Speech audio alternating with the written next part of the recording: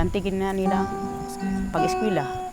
Yung ibang mga magulang ayaw nilang paaralin ang mga anak nila kasi ano naman daw ang silbi, sila lang ang may alam.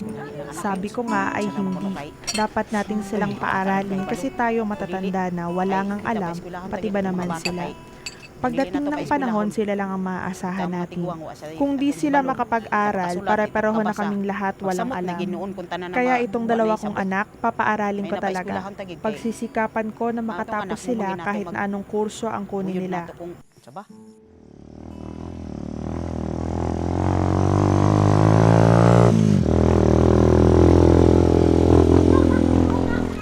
Grade 2 na ang magtiyo na sina Dennis at Cherry Ann dito sa Matampa Elementary School. Noong nakaraang taon, mahigit 100 estudyante ang nag-enroll dito. Combination o multigrade ang estilo ng klase. Ibig sabihin, 2 grade ang sabay na tinuturuan ng iisang guro. Magkaklase sina Cherry Ann, Dennis at Junabel. Si Dennis, nagpa-participate sa klase. Minsan din tahimik o minsan naman siya, nag-participate. Oo, okay naman siya. Si Cherry Ann, marunong siya mag-draw. May kakayahan siyang mag-draw. Tapos, okay yung penmanship niya. Sa attendance, okay naman sila. O, walang problema sa attendance. Okay yung nila. Minsan nga lang, pag may lakarin yung parents nila, yung guardian, doon sumasama sila, kaya hindi sila nakapagpasok. Pag 1 week din silang wala, ganun. Pero okay naman so far. Sa to lang, medyo nahirapan talaga ako sa kanila, ni Dennis at saka ni Cherry Ann. Lalong-lalo na yung yung reading. Sa handwriting, sa writing, hindi naman problema kasi maayos naman yung kanilang pagsulat. Okay, ready? Andam ang tuong nga kamot. Ang pag-aaral hindi lang daw sa paaralan. Dapat itinutuloy ito hanggang sa bahay. Ang problema nga lang, sa bahay, walang follow-up. Maski yung nasa bahay nila, medyo mahirapan din magbasa. So yun yung problema ko.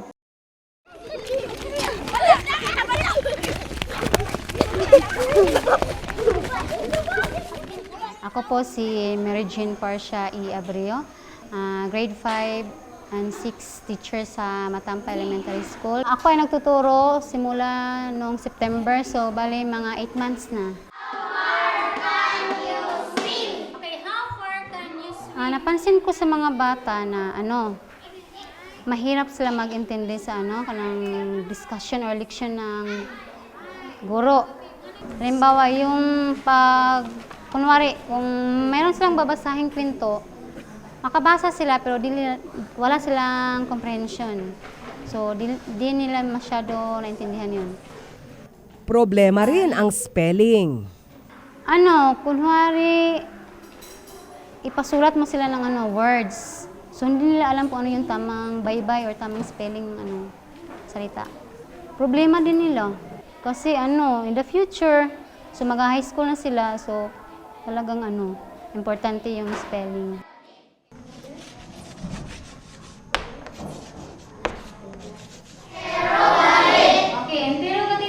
Sa mahigit 80 estudyante rito, ang grade 6 ang may pinakakaunting mag-aaral.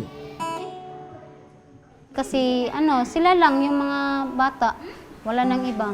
Kasi yung iba siguro na lumipat sa baba na.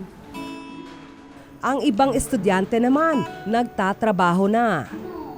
As guro, kapag nakita namin nahihirapan yung mga estudyante, parang naawa kami, yun.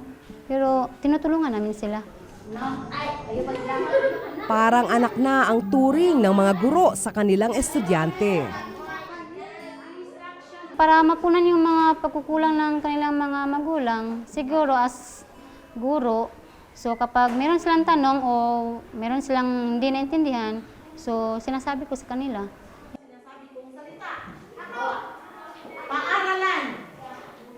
Ako po si Mrs. Dalia Islaniton, Master Teacher 1 ng School in Charge ng Matampa Elementary School.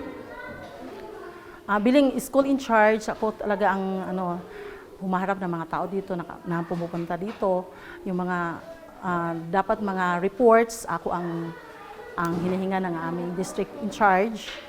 At saka lahat ng mga problema dito, kailangang sasagutin ko or kailangang mayroon akong gagawing solusyon sa mga problema. May plano raw sila na isang programa para makabasa ang mga magulang sa komunidad.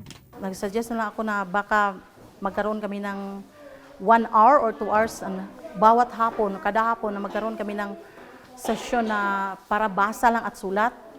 So, yon lang para sa mga illiterate na parents or sa mga...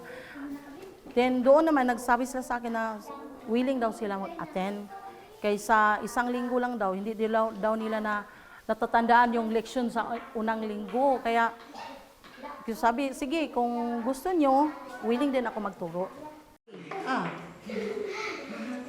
Ikaw, balik mo, mama. Papa, magpatulo ni Papa, ha? Okay. Sige. So, unsa man nang kung pananglitan magkuan ta og kaning ila ka ng literacy bitaw kanang magtudlo sa mga dagko nga di magkabasa. Oo, unsa man gusto ka mag-enroll? Kada hapon.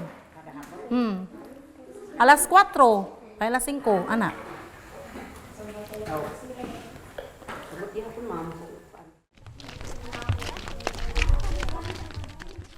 Aminado si Nanay Rosita na hindi niya magabayan sa pag-aaral ang mga anak.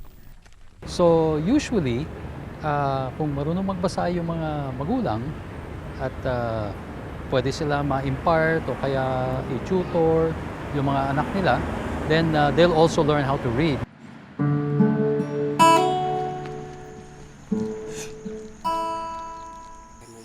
Hantod gig sa mamatay na lang itali. Hanggang sa mamatay na lang siguro talaga kami, hindi pa rin kami marunong magsulat.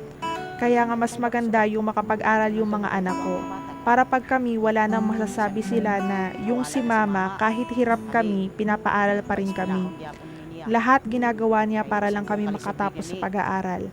Kahit na mangutang siya ng mga gamit namin, darating ang panahon, pasasalamatan ako ng mga anak ko dahil pagsisikapan ko makapag-aral sila.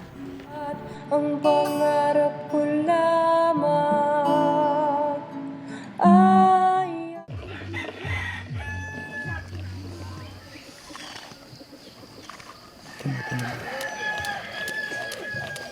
Sa mga 1980s. Noong 1980s, itong aming barangay ay sinugod ng mga sundalo. Kaya't ang ibang nasa 40 pataas o 20, sila ang nadamay noong nasira ang paaralan dito. Ngunit hindi naman sila makaskwela sa baba kasi dito lang sila namuhay. Kaya't hindi nila naipagpatuloy ang kanilang pag-aaral. Kahit nga ako, nakapag-aral ako hanggang high school. Sinira ng CPP-NPA ang paaralan namin kahit hindi namin may pagpatuloy ang aming pag-aaral. Isa ang matampa sa bayan ng Salay, Misamis Oriental sa 3 barangay na may pinakamababang literacy rate sa buong bansa. 7 sa bawat 10 residente ang hindi marunong magbasa at magsulat ayon sa Department of Education o DepEd. Ganito rin ang sitwasyon sa barangay Alipuaton at Bunal. Mula sa bayan ng Salay, 3 oras kung aakyatin ang barangay Matampa. Kalahating oras naman kung gagamitin ang habal-habal.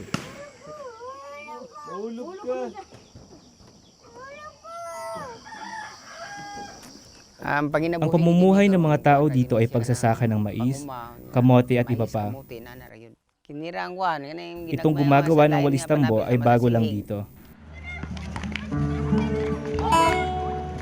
2010, inilunsad ang alternative learning system ng DepEd sa Matampa para makabasa at makasulat ang mga taga-barangay. Yung basic literacy, yun po ang nag-identify ng mga letters, nagsusulat ng pangalan, inaalam nila kung ilan ang edad nila. Yun pong functional, alam na nila ang sumulat, bumasa, ang comprehension na lang kung ano ang binabasa nila. Nagtuturo po ako doon sa formal school doon sa sa eskwelahan. Every Sunday, 2 hours. Di man din sila papayag na pang working day kasi may mga trabaho din sila. Mahigit 4 na po ang estudyante niya, kabilang sina Nelia at Rosita. Ang problema po kasi, konti lang ang magpunta doon sa klase namin. Prioridad kasi ng marami ang trabaho. 1 taon tumagal ang ALS. Kaya kung nagpadayon tong ALS, kung tuloy-tuloy ang ALS ng kalahating taon, may matututunan pa siguro ako. Pero huminto ito dahil nabuntis ang teacher namin at nanganak.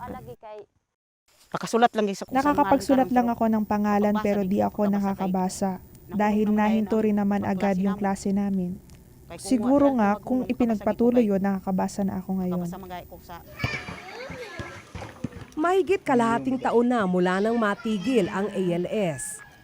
Ipapatuloy kasi mamang lang nila, parang ang teacher, kinulang sila ng mga teacher, kinulang sila ng mobile. Kasi hindi naman po ako napatuloy pag hanap pa sila ng mga magpuro. Pero giit ng DepEd, tuloy-tuloy ang ALS sa Barangay Matampa. Sa kasalukuyan, 11 milyong Pilipino ang hindi marunong magbasa at magsulat ayon sa National Statistics Office. Ang importansya ng literacy is ito yung isang lifelong learning skill. Kung marunong ka magbasa, kung marunong ka magsulat, then you can do a lot of other things. Mukha kang masaya, pumorma ka, ang cute Sina Junabel, Cherry Ann, Dennis at iba pang batang nais matuto, simbolo ng pag-asa sa kanilang lugar. Humanap ng iba. Paulit-ulit nating naririnig na ang edukasyon ang paraan para matakasan ang kahirapan. Madilim ang buhay kapag mangmang, pero para sa ilan, sa simula pa lang ng kanilang buhay, ang edukasyon ay isang pribilehiyong di abot ng kanilang kamay.